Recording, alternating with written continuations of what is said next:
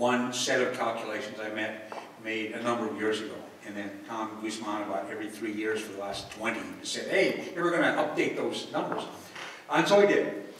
And I said, all right, let's just assume a typical building in a downtown in Iowa. Consider what both the rents and the sales volume are in a typical business in Iowa. And then, those of you who are bankers will know this, the RMA Associates annual statement studies. And here's what it does, that this association gathers financial statements from banks on their customers, where they have to say, here's how we spend our money.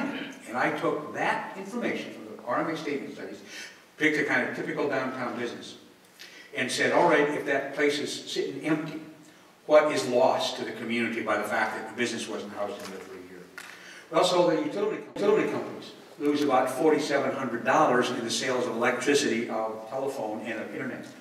That state government loses $15,000 in sales tax that they would have collected if their businesses had been in there. That local government loses $100 in property taxes and $5,000 in sales taxes. That the property owner himself or herself, and that's the one we usually think of, well, he's out the rents, and he's going to lose property value.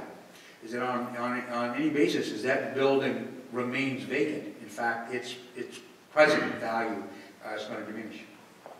The banks are out $39,000 in loans, $2,200 in fees and interest, and $17,000 in deposits, because we don't have that business in that building. Professional services, that $2,700 to the insurance agent for insurance premiums, $900 to legal and accounting, and $500 to property management are not being collected.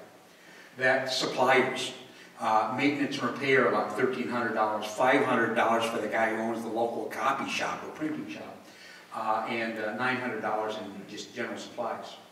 The media, $6,300 in advertising and marketing and PR. It's not being collected, that a business in there, in fact, would spend in a year. And then the big one is, that business had been operating would have paid about $57,000 in salaries that aren't being paid. That the business owner would have taken $31,000 in compensation and profits. That there'd be $24,000 worth of paychecks generated for people someplace else in the community, don't even work in that business because of its absence. So it has a sizable economic impact, far beyond the guy who happens to own the building that's vacant, when in fact we let it sit empty and no business generating activity. And then there's a kind of other side of the spectrum, that a number of these communities have been very successful in creating upper floor housing, to encouraging it, sometimes incentivizing it, but there's good reason for the case. Again, I took a real conservative position. Here's what I look for those of you who are economists or look at trend numbers.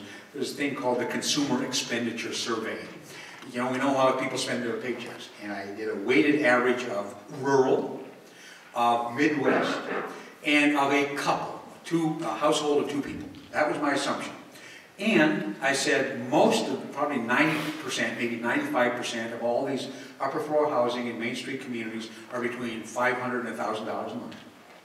And based on the rent, I could say if somebody's paying that much in rent, here's a reasonable judgment about what they're earning.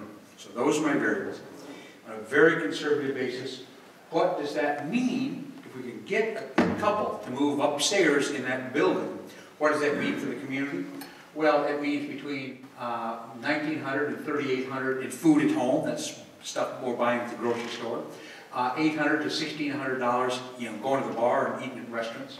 $6,000 to $12,000 in rents. Household costs like utilities, maintenance, $4,600 to $9,000. Furniture and equipment and electronics, $560 to $1,100. Clothes, $800. Vehicle and transportation, and that is not the purchase of an automobile. I just said no, they're not going to buy that in downtown. This is just filling it with gas and putting oil in it. Something between $1,900 and $3,800. Health related, $910 to $1,000. Entertainment, $1,200 to $1,400.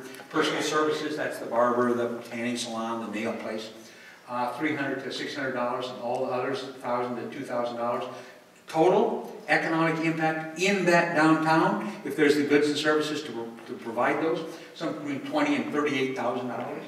It's a huge impact of having somebody living in that downtown. And again, this is not everything that they will spend. This is what they will spend in that downtown if those goods and services were available. So it's a great boon if it happens. It's a great opportunity if it's not yet happened. And then finally, this issue that it was one of the more surprising, because I didn't have a sufficiently nuanced view of what's happening in Iowa today. This welcoming new Iowans in these Main Street communities. Here's the rural, the 20 or 22 rural Main Street programs. And they gained between 2000 and 2010 1.2%. Now that doesn't seem a lot of population gain, but many of them have been declining in population for 40 years, so I'm thrilled. Here's what happened to the Hispanic population of those things. Up 139%, 140%. This isn't Des Moines or Dubuque or Sioux City. This is a town under 5,000 people at 139% growth. And I don't mean to culturally stereotype. I know that a bunch of those Hispanic workers go to those towns because there's a poultry processing plant at the edge of town or somewhere. I understand that. But what happens is that it's also a very entrepreneurial culture. So one of those guys can say, I'm going to quit, picking feathers off chickens. I'm going to go up and I'm going to open a store in town. And that's what happens. It's happening in many of these Main Street communities, absolutely grasping on that. In the Main Street, traditional Main Street communities, that growth is 108%, meaning it doubled in a decade, doubled the Hispanic population in those Main Street communities. That's an extraordinary opportunity, and many of these places are really understanding the nuances of that. So where are the economic impacts? The jobs, it's the businesses, and real estate investments, it's sales and property taxes, economic opportunity, it's community commitment, and a whole lot of things. So it's an extraordinarily successful, apart from the preservation positive thing, it's an economic development tool. Main Street Iowa has been extraordinarily successful.